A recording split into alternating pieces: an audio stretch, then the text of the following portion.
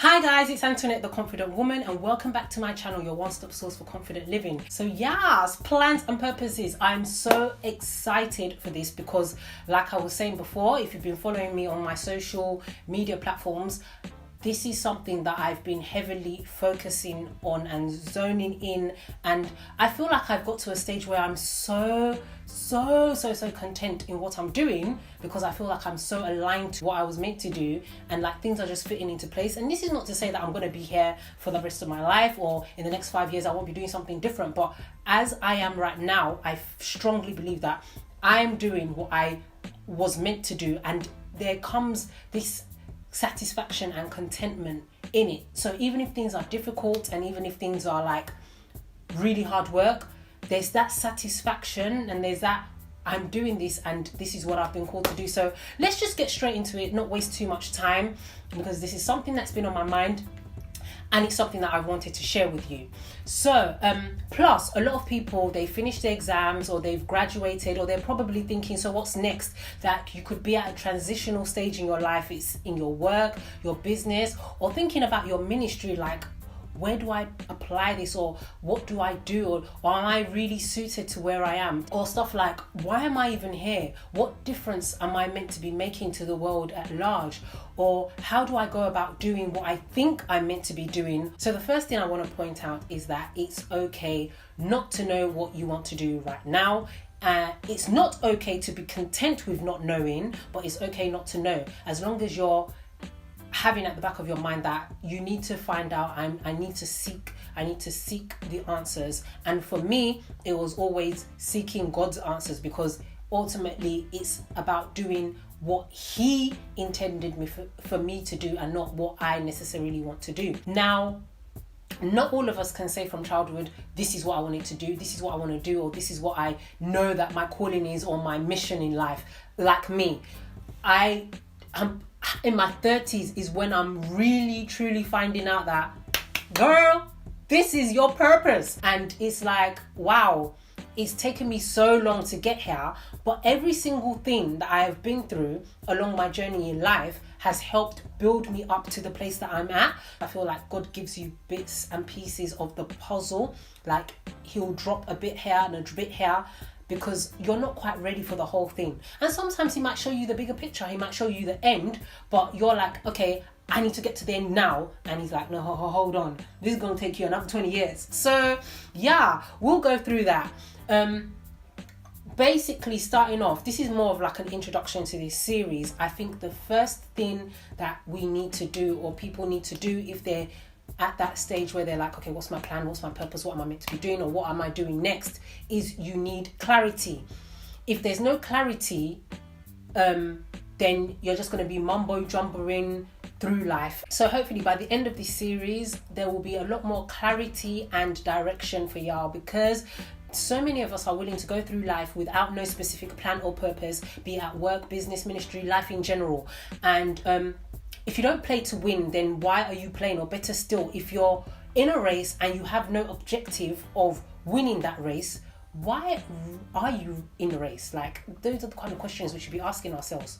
Because when you don't know why you're doing what you're doing, there's the tendency that when things get tough, or if you encounter obstacles, you're gonna quit a lot easier, or you start to question whether you're even doing the right thing. So I think a good place to get clarity, or for me, a good place of getting clarity, was seeking out God's plan and purpose and His intentions for my life. And the reason I'm saying God's is because we tend to curate this plan that we have for ourselves, and then we want God to work with our plan, whereas He's got a plan written out for us, and we need to kind of align ourselves to His plan. A number of scriptures allude to this fact that we need to go to Him first, and He will give you the truth.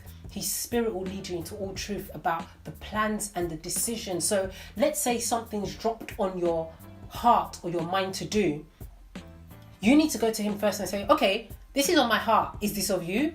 Do you want me to do this? Because that's a way of Him kind of leading and directing you. You just need to find out if this is his idea or your idea, because we might have a good idea, but it might not be a good idea. And if it's a good idea, it's going to be the best thing for you. There's good and there's better, and you know that with him it's going to be better. So this is something that I've been patiently working on, and patience is the key. Everything is step by step, and everything is not necessarily revealed to us all at the same time. And being patient and finding these things out might be incredibly hard, but it's better for you to do it at the start than to kind of miss your way. Saying that though, I don't want to take away the fact that God is a God of second chances, and I'm so grateful for redemption, and I'm so grateful for his grace, because when you miss it, he's always there. He's always got a plan to help you get you back up to what you need to be doing. So just mentally take note that God's plan is so much better for you and will bring the best out in you. And it shouldn't be a case where with what he wants you to do, you're toiling, because for him, it's easy and light. It says it in his word. So if you're at a stage where you're like toiling and you're struggling and you need to kind of consider like, am I doing what I ought to be doing? Am I doing what he set me to be doing? Because we just don't need unwanted stress in our lives. There's an example I have, like, I think it's like the equivalent of MasterChef, but in America. I don't even know if it's MasterChef, but it's this cooking show where these contestants come on the show and like they have to cook and all of that. And in one of the episodes, one of the women, like the contestants, she won something that episode, and what she won was to have, I think it was like 10-15 minutes for a world-renowned chef to come into her kitchen and help her prepare a dish that she would later on present to the judges. And so she won this, and then when she had these 10-15 minutes with this chef, this world-renowned chef, she then asked the chef, like the chef was like, okay, so what do you want me to do? I'm here, I'm at your service, what do you want from me? What do you want me to help you with, or blah, blah, blah. And she was like, oh, I just want you to cut up the tomatoes for me while I get on with doing what I want to do. And the chef was like, are you sure about that?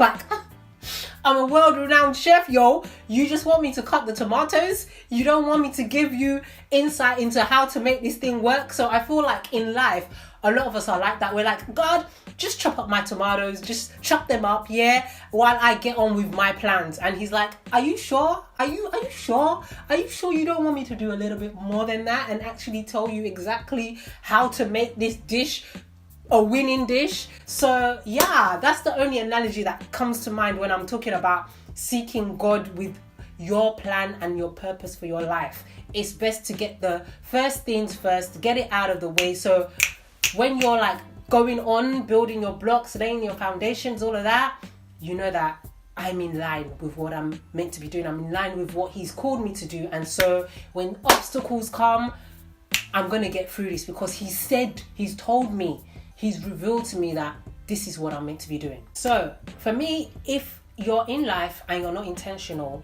you're not going anywhere. This is me saying this. You need to be practically intentional about everything.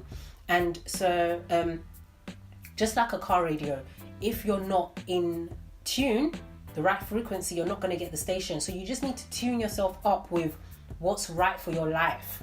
And the only way you're going to know is by seeking your creator, the person that created you, wired you. He knows what's best for you. He knows what he put in you, the gifts and everything, and how they can flourish and come out best. Because if you do this, you can prevent yourself a lot of pain, and it keeps you more focused. And I'm talking from experience. I feel like a lot of things that I did in my past could have been prevented if I had a focus, if I had an aim, and my aim was God's aim, not my aim, or what I thought was best. So when you're clear about what you want to do, there's less chance of you being distracted or derailed or even swayed. I would say for the last 3 years or so, I spent so much time, incredible amount of time, just praying in the spirit, because there's a lot of things that my mind might be telling me and I'm not, or I might be telling myself. But if I'm praying in the spirit, it's the spirit praying through me, and it's like, I feel like that's where a lot of my clarity came from.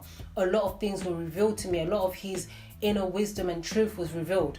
So, and I know that a lot of people do not share my faith and do not share what I believe, but I always come on here and I tell you how I've done things and what's worked for me. And I want to state again, please don't mix this up with me saying that you need to get everything figured out right there and there. No, even if you're getting clarity on the next stage, the next step, the next piece in the puzzle, it's better for you to get clarity on what you're meant to be doing and how you're meant to be doing it, rather than just fumbling through life and making vital decisions at a whim. There's a current, there's a flow in the world that are pushing things back, and you need to be pedaling forward to make any form of progress. Otherwise, you're just going to drift back like everyone else. So if you don't know your mission, let the first piece of the puzzle be revealed to you so you can get things going and you're not walking in the blind. And remember that you need to trust the process. This is part of trusting God, His will. You can't see the bigger picture, but you're trusting that whatever He's telling you to do at this moment, even though it might not make sense,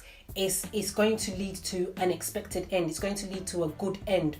We often have to go through the fire to remove the dross, to remove the crap in us so that we become better. My people perish because of lack of knowledge. Don't be running helter-skelter because you don't have the knowledge for something that can so easily be revealed to you or dropped to you.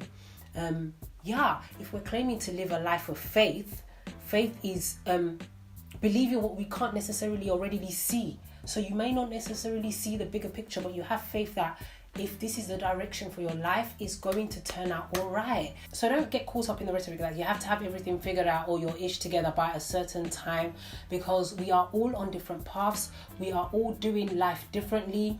And even though life works in cycles, and you can get out of sync if you're not in the cycle for that specific time, like I said before, there is still grace. It's not the end of the world. God is there and He's faithful. But on the flip side, that shouldn't be a license for us to not try and figure things out or seek the one who has all the answers. If you see a pattern of just trying to do everything and nothing's working out, then maybe it's time to step back and be like, okay, I need to seek wisdom first. Wisdom is the principal thing. I need to get understanding on where I need to be and what I need to be doing.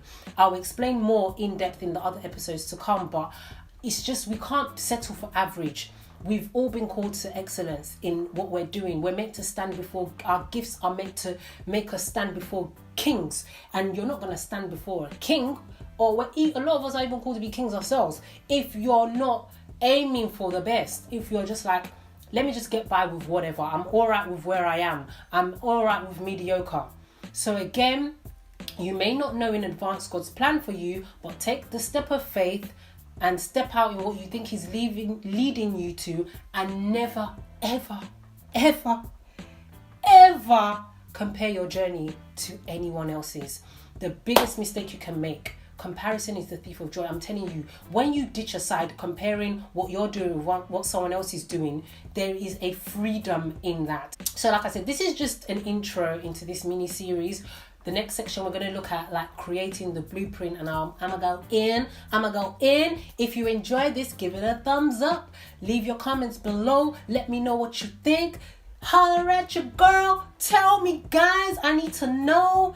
Anyway, I'll leave it there for now. Remember that it's one step at a time to becoming confident. Bye for now.